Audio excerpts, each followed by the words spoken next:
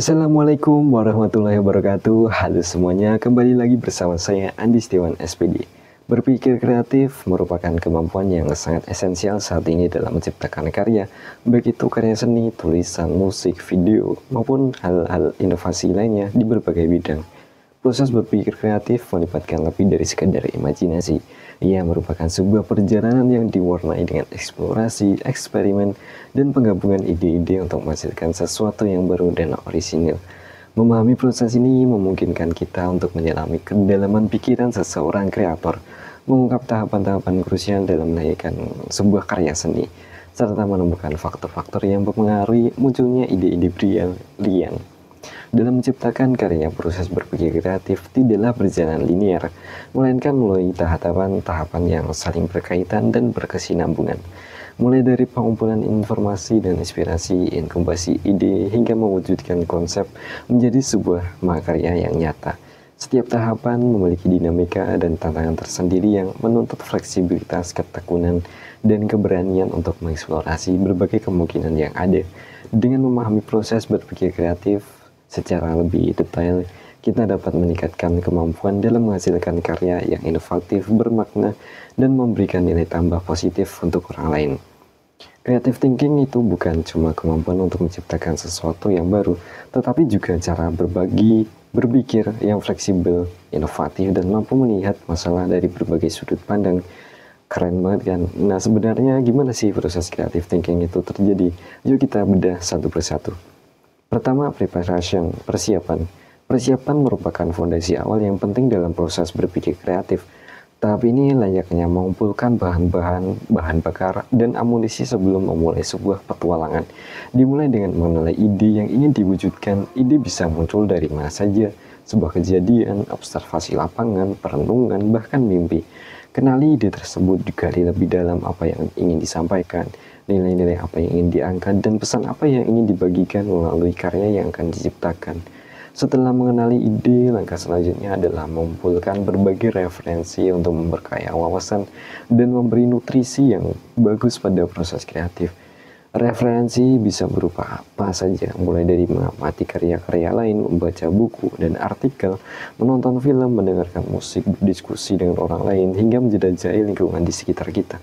Semakin banyak referensi yang kita kumpulkan, semakin luas pula perspektif dan kemungkinan yang bisa kita eksplorasi dan kita kembangkan dalam menciptakan sebuah karya. Namun demikian, penting untuk diingat bahwa referensi hanya sebuah inspirasi, bukanlah untuk diikuti secara harfiah. Proses mencari referensi seharusnya membantu kita menemukan keunikan dan orisinalitas dalam karya yang akan diciptakan.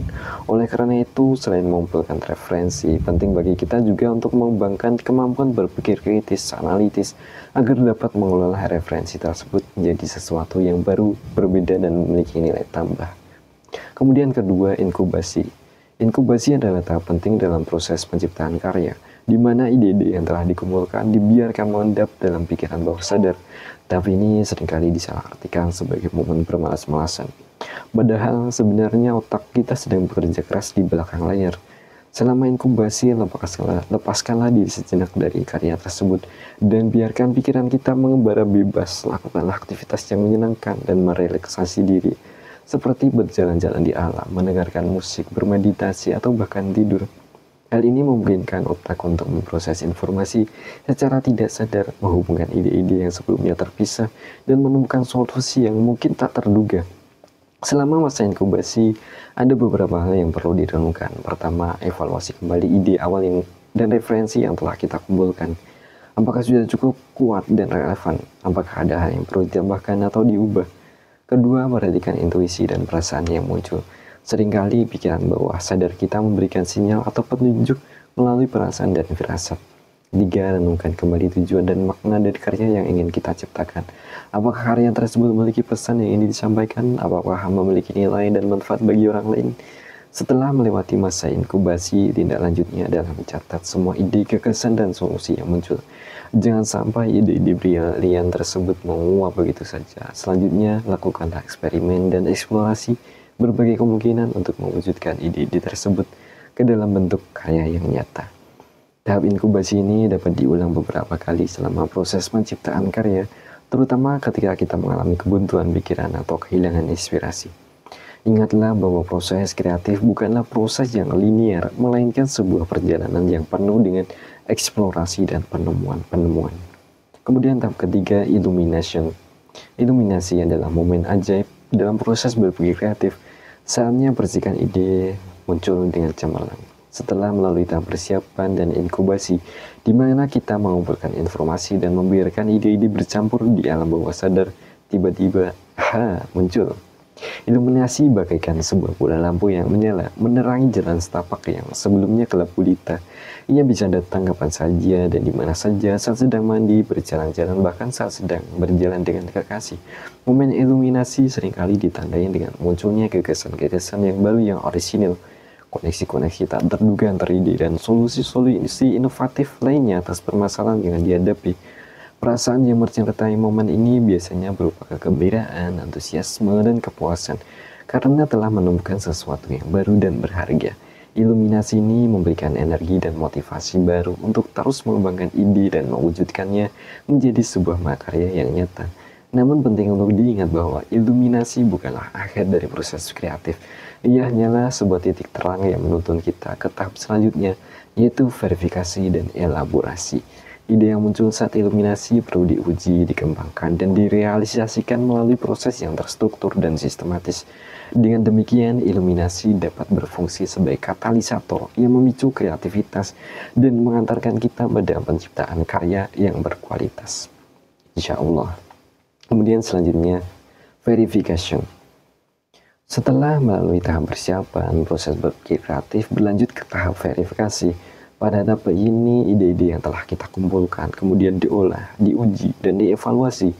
Tahap verifikasi berperan penting dalam memastikan bahwa ide-ide tersebut layak dan memiliki potensi untuk diwujudkan menjadi sebuah karya yang bernilai. Proses verifikasi dapat dilakukan melalui berbagai cara, seperti melakukan desain dan analisis, berdiskusi dengan orang lain, membuat prototip awal atau sketsa awal, serta melakukan uji coba awal. Melalui proses verifikasi, kita dapat mengidentifikasi kelebihan, kekurangan ide, serta melihat potensi masalah dan tantangan yang mungkin akan muncul dalam proses eksekusinya. Setelah ide-ide lolos tahap verifikasi, tiba saatnya untuk mengeksekusi ide-ide tersebut menjadi karya yang nyata. Tahap eksekusi menuntut komitmen, disiplin, dan ketekunan. Dalam prosesnya, kita perlu menerapkan keterampilan teknis, memanfaatkan semua sumber daya yang kita punya, serta mengelola waktu dan energi secara efektif. Tahap eksekusi juga menuntut fleksibilitas dan kemampuan adaptasi karena seringkali kita melakukan penyesuaian dan perbaikan di tengah jalan. Yang terpenting di sini adalah jangan takut untuk melakukan eksperimen dan mencoba hal-hal baru dalam mewujudkan ide menjadi sebuah karya yang orisinil dan bermakna. Nah, itu dia proses creative thinking yang bisa kamu latih dan kembangkan. Ingat, creative thinking bukan bakat alami, tapi sebuah skill yang bisa diasah dan dikembangkan. Semakin sering kamu melatihnya, semakin kreatif pula kamu.